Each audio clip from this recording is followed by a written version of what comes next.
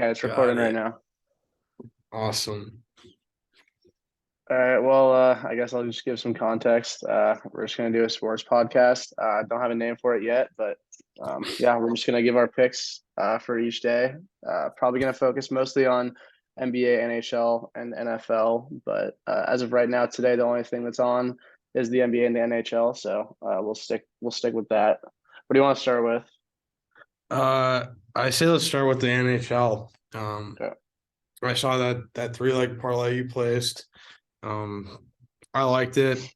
One thing though, I might take it twice and do Sabres plus 1.5 for the puck line as well, just because I think that game's going to be within one goal, and I'm not sure the Kraken can cover the puck line on that one.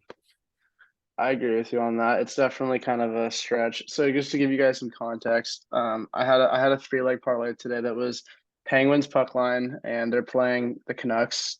Kraken puck line, they're at Buffalo Sabres, and then Dallas Stars puck line at the Islanders. So that's what we were just talking about. I kind of did that for the value of it. It's 20 for 400. So to be fair, probably is kind of a stretch. The one thing I do like though is I have a straight six legger that's just money lines, and um, I guess I do want to just go through the games and then we can give our Well, our, I our want I picks. want to break down the Sabres Kraken game a little bit more real quick. All right, I'll So start with that. I want to explain my reasoning behind why I think it's gonna be a tight game, and that probably either way, if you take either team, but take them plus 1.5, and I don't think either team's gonna cover minus 1.5, only because Kraken being third in the Western Conference, their goal differential between goals for and goals against is looking it's 21 goals right now, and Buffalo, they are 3 points behind, and their differential is 18. So I think this teams are a pretty good matchup in terms of scoring opportunities and ability of their goalies. So I think that this game's definitely going to finish within 1 point. So either way you take it, you can. I think it's the same odds, maybe a 10 point difference, but it's looking like minus 235. I don't know if there's really value there, but if you're putting in a parlay, that's how I'd handle that. Yeah, so like at least I agree with you on that because the problem with this game, like you said, is I don't know if anyone's going to win by 2 goals unless they pull a goalie late. The Sabres can score, and so can the Kraken. The Kraken did win the first matchup 5-1, but at least for my picks on this game, I have Kraken money line, and I would take the over. That'd be my analysis. The over right now is set at 6.5. The reason why I like the over though is because the first game was 5-1, and I think that there's going to be more than one goal scored for the opposition, and I think it's going to be a high scoring game. So I'm banking on like a 7-4, 6-3, 5-2 game. I think the over 6.5 is going to hit too. Just on the side of Buffalo, they're averaging 3.89 goals a game. They've got the second best power play in the NHL, and they're converting their power plays at nearly 29% are ending up in points for them. So I definitely like the over on that game too. I went through it too heavy, but definitely sprinkle a little bit on that. Yeah, no, I agree. And then I guess the next game we can go to is the Wild Rangers. That's gonna be the first game of the day, at least on the slate. It starts at 6 Central. For this game, I have Rangers money line and under 6. I took it. Was a little bit more liberal with the over under on that. I took my 7.5 in a parlay and like a 6 leg to be safe, just so I could get an odds boost on that parlay, to be honest. But that's another game where the teams are, very well matched. I believe they have the same amount of wins, if I'm correct. Double check that in the meantime, but that's one of the games where I'm gonna stay away from picking an outright winner. I'm Yeah. gonna stick to the under, and I might even drop it down to under 6.5. This is the great thing though about this podcast is that we don't have to have the same opinion. And like for me at least, like it's good to have differing opinions because if if we said the same thing, then like you got to have differing opinions. The only reason I like the over is because the first game the score was 7-3. I think there's going to be a lot of goals scored, How but long ago was that though? Because we're halfway through the season at this point, you know. true. That was in November or it was in October, October 13th. October 13th, that's a while ago. So Agreed. um hmm. Yeah, both these teams are sitting at 22 wins.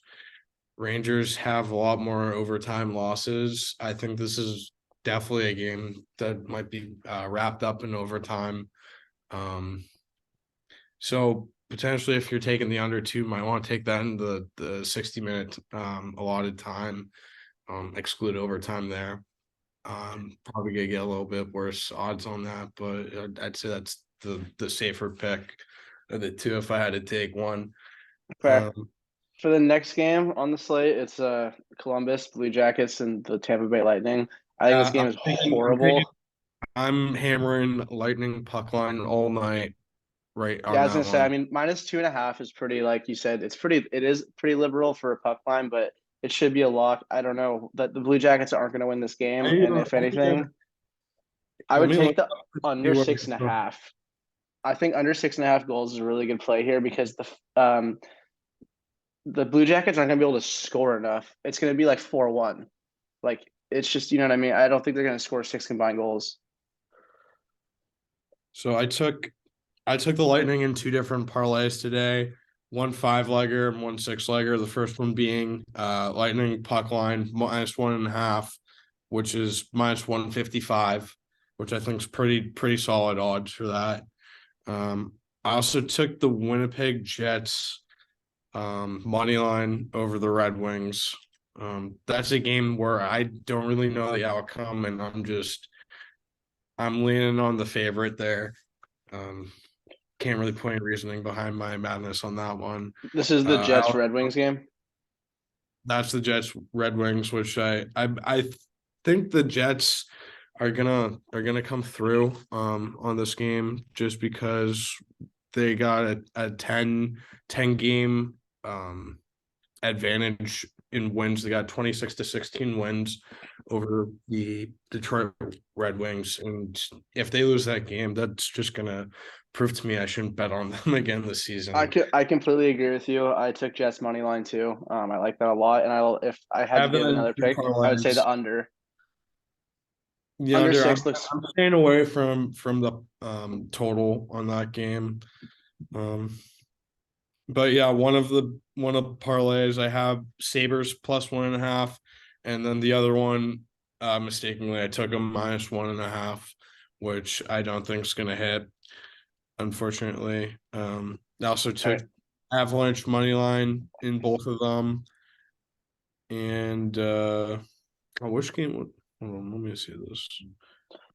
So then, yeah, Yeah, I was I what I took was in. the under in the Wild Rangers game under 7.5.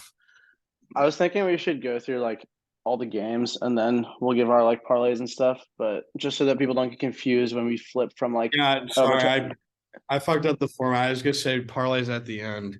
no, you're chilling. The next game after the Jets Red So, Wings is going to be Canucks Penguins, which is kind of a weird game because the Canucks won the first matchup. But to your earlier point, it was really early in the season. But I do like the Penguins to win this game, and I like the over. yeah, I'm hammering Penguins this game. It's at home. Penguins at home. They're pretty dominant for as long as I can remember, you know. I mean, I'm definitely taking the Penguins there. And And then potentially I could even see some value in their puck line -1.5 if they're up in the second quarter, you know, and keep playing hard through the third, you know, maybe perhaps they pull their goalie and they get another one, cover 1.5. That's the yeah, thing right that's now, hockey is that the puck line comes down to the last fucking play of the game, you know, especially with pulling your goalie, it can always fucking change a one goal lead into a two in a I matter of definitely like like the Lightning and the Penguins puck lines. yes. 100%. I think those are good picks. I And like so then the our I next like game, Jets money line too is a lock. I Uh, agree. Wild Next under. I next think game we got on the slate is it's the Stars Islanders, and for this one, I already said earlier I had Stars -1.5, but I have Stars money line and the over. What do you think? it is another very well matched up game. I believe both the teams' money lines are at -110. So I mean, it's going to go either way on this one. Perhaps a hockey, it always comes down to. I'm riding Um, the Stars win streak. They're like they've been really good lately. I'm They've been liking that. winning. I like I said before. I tailed you on that Penguins Kraken Stars bet. Um, so yeah, I'm rooting for Dallas. I really don't know enough about the game, and The thing with the Islanders, it's weird though, is I've always noticed is like they play really good defense, and the problem is if they get up on you 2-1, 3-1, then it's going to be really, really hard for you to make those goals back. They're definitely a play from ahead team, which that's why when you bet against them, you got to pray the Stars come out firing and can pull away. Um, absolutely I agree with you more. Yeah, but Stars, yeah, right now they're looking their first place Central Division. They got another good differential, and that's compared to. I'm liking that a lot for Stars. The more that I look at it, you know what I mean. I think they pull it I just out. think the Island. I just don't think the Islanders have. Yeah, I mean their differentials half under half of what Dallas is. So I think Dallas could be able to cover that puck line easily tonight.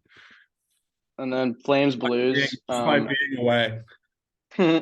Flames Blues. I'm taking Blues money line. I like the way they've been playing recently. I just think they've been scoring a lot and they've been kind of bringing it together. And I like the over in this game too because I just I don't think there's gonna be a lot of defense played. Neither of these teams play defense. So I mean, Flames coming off that loss to Chicago the other night, which we made some money off of. I feel like they're gonna be the pick tonight. You know. I've just been fading the Flames like low key. It's at this point it's kind of personal. I'm just like fuck the Flames. But to be honest, that's why you gotta watch the game. So I agree. I think that could go either way. I guess I wouldn't necessarily say I'm the expert on that one. Yeah, Panthers I mean, Avalanche is I'm a big Daryl Sutter guy. I love his coaching style, and I just they were a contender in the playoffs last year, and I think they have the potential to make another playoff run this year. So and then the next game is horrible. It's just I mean it's Sharks Coyotes. I didn't even fucking I'm not gonna pick a winner or the I'm over touching under. that game. I wouldn't It's touch just that bad game. hockey. Like yeah. Bad um hockey. If anything, I'd hammer the over on that game. fair. There could be some value there potentially. Um, Panthers Avalanche is a little bit better, but the Panthers have been playing like shit. I'm And I taking don't really average money line at home on that agreed. game. Agreed. Avs ML and I think over 6.5 is looking pretty nice. I'm not gonna bet. I took Avs money line in both my parlays, so I'm gonna stick to my guns Stick with on that. that. And then one last game that I wouldn't touch, but potentially another two well evenly matched teams, despite being mediocre at best, is Devils Hurricanes. Um, I really don't want to throw any money on that game. If anything, I think the under might hit there. I like the Hurricanes only because they're at home, but it's kind of one of those things where like I'm just going off a Yeah, I feeling. do. I do a race to 3 goals and take Hurricanes if anything, Smart. but that might be some value there. But All right. That seems like that's the hockey slate. let's wrap up Let's hockey. switch over to the NBA. We got There's gonna be more you. I'm more of a hockey guy, so but my fair. Celtics are not playing tonight, are they?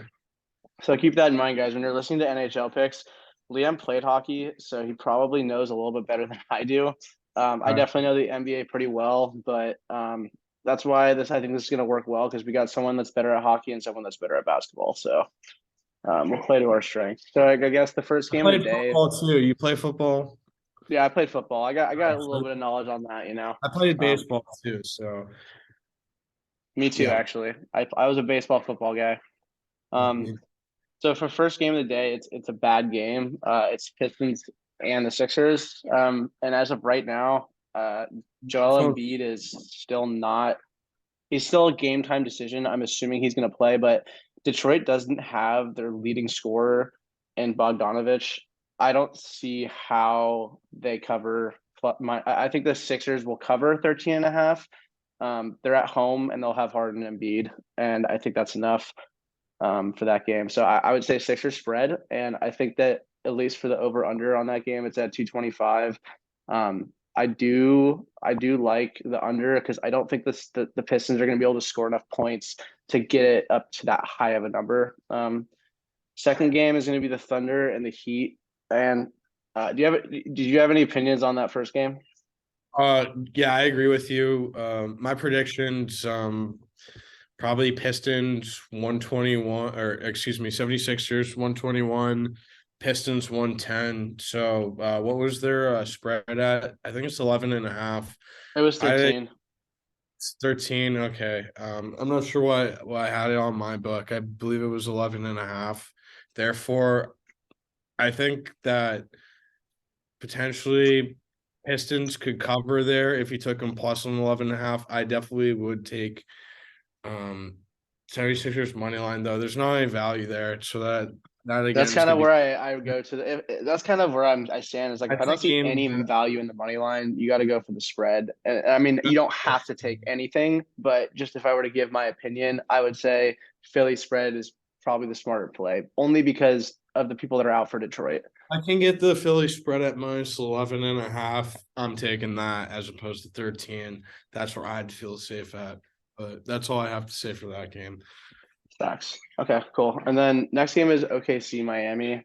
This is an interesting game because so I have this app. It's called RotoWire, ROTO Wire, and it's on the App Store. Anyone can download it. And the cool thing about it is it basically just gives you all the lineups for every game, who's playing, who's not. It's actually more efficient than Twitter, in my opinion, and I use it pretty much every single sport I'm betting on. And so in this case, Miami has no Tyler Hero, no Kyle Lowry, no Martin, They got 10 no injuries right now. Adebayo. Yeah, like their entire fucking team is on the injury report. So I'm thinking Thunder money line is the safe bet, even though Miami's favored.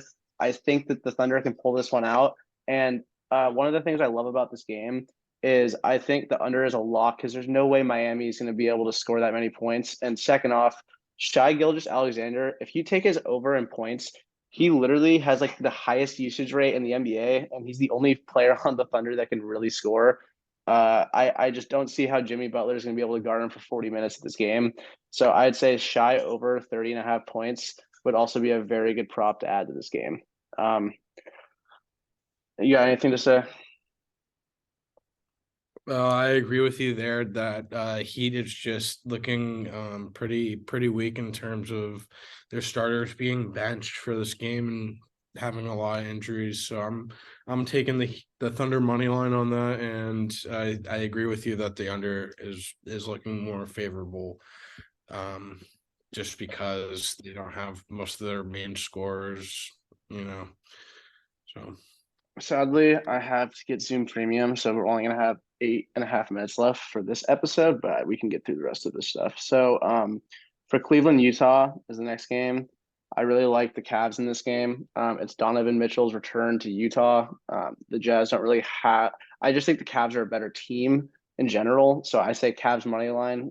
Definitely. I really like the over in this game because both teams score a lot. If you kind of look at the recent scores of, you know, Cavs games and Jazz games, the over tends to hit. And then the last thing I'd add for this is Donovan Mitchell over 29 and a half points, I think is a lock. Like, I mean, it's his return to Utah. He just came off a 70-point game a week ago. He's going to be coming out shooting. couldn't have said it better myself right there. I think that pretty much sums up that game. I think we can move on to Suns Warriors if you want. Yeah. What do you got for that? another game where we're looking at two teams with 20 wins. Curry it's his return, so I think that's definitely a lock there. On the I might take let me check what I have for odds on my book. I'm not sure what It's this one. sus because the problem is the Suns don't have Booker, Cameron Yeah, Johnson, Chris Paul, or DeAndre Ayton. And I don't like I would never say take a -12 spread in the NBA, but like when you're just looking at these lineups, how the fuck are the Suns going to be able to score enough points to cover? I mean, like I think the Warriors cover, and I also it sounds like a weird bet, but Steph's points are set at 23 and a half. I actually like the under because I think that I don't I don't think he's going to be as on as it's his first game back from injury. He's probably not going to shoot as much. He probably will have restricted minutes, and he's probably going to try to get his teammates involved. And Andrew Wiggins is playing, and so is Klay Thompson. For both those reasons, I think Steph's under in points actually might be a good play. But I think what's that right now? 23 and a half. 23 and a half. I'm slamming that over. This is his return. He is the fucking heart and soul of this team. I mean, if he doesn't score at least fucking 23 points in this game, then Warriors are a fluke. Um, I love especially it. if, especially if you're taking them in the fucking futures. Like I'm not I had I don't believe that they're the same team that they were last season. Um, despite coming off a championship year, they're not playing like it, despite all the injuries they've had with Curry and everyone. But I tonight I'm taking Curry over points for was it 23 and a half or 23? Yeah, 23 and a half. 23 and a half. I'm taking the over there. I gotta throw this one in just because I accidentally went over it. Hornets Raptors. I actually do like the Hornets +8 in this game only because I don't think that Toronto will cover the spread, but I think Toronto will win the game. But I do like the Hornets to cover, and I also do like the over. It's kind of my only analysis on that game. It's not too important, but if I had to pick something, that's what I would take. And then for the last two games of the night, we got Orlando at Portland. And for this game, I obviously think the Blazers are going to win, but once again, the Magic have been playing good enough basketball where I think that Orlando +8 is a smarter bet than Portland -8. Absolutely agree with you on that one. And over under wise, I'd probably just take the over because neither of these teams play defense. So I just think points shouldn't be that difficult to come at. And then lastly, we'll finish the NBA slate off with Mavs at Clippers. Luca is technically a game time decision right now. He's been upgraded to probable, so I'm assuming he's playing. So for that reason, I would stick to Dallas money line. And the only reason I say that is because the Clippers don't have Paul George or Luke Kennard. Kennard is like definitely a go-to three-point shooter, and Kawhi has not really been scoring at the volume he was kind of doing the last 2 or 3 years. Paul George has actually been a good side piece to him this year. So I'm taking the Mavs. I'm just taking their offense in this game. Yeah. I'm take just to wrap up a quick little how much time do we have left? We got 4 more minutes. So I'd say Minute. at like two, cut to the parlays, but you got a minute here. Well, I was just gonna talk about a little bit an NBA parlay that I was gonna throw on. I was gonna Yeah, take no, just get it Mavs, started. Get it started. Mavs, Blazers, Warriors. That's a lock right there, pretty much. I don't think you can go wrong with taking that. The only thing I'd be hesitant over is yeah, Magic. If you're gonna take Blazers, throw the money line. Otherwise, perhaps you might want to do Magic +8 on that. But take them both if you don't. Why not? So I got give me all your lays for the day and then I'll just do mine. I'll go through mine real quick. All right, so first one I tailed you on was the Dallas Stars puck line -1.5, Penguins -1.5, and I took Kraken -1.5. Those all being +220, +125, +185. So that's some value. That's 5 to win, $102. Next, we got a 5-legger, Lightning -1.5. Winnipeg Jets money line, Sabres -1.5, Avalanche money line, Penguins money line. That's 10 to win, 235. Next we got, and finally we got 6-pick parlay, Lightning puck line, Penguins money line, Sabres plus 1.5, Jets money line, as well as the under 7.5 Wild Rangers, and that's going to be wrapped up with Colorado Avalanche money line, and that's 5 to 1, 67-81. So And you're on DraftKings, right?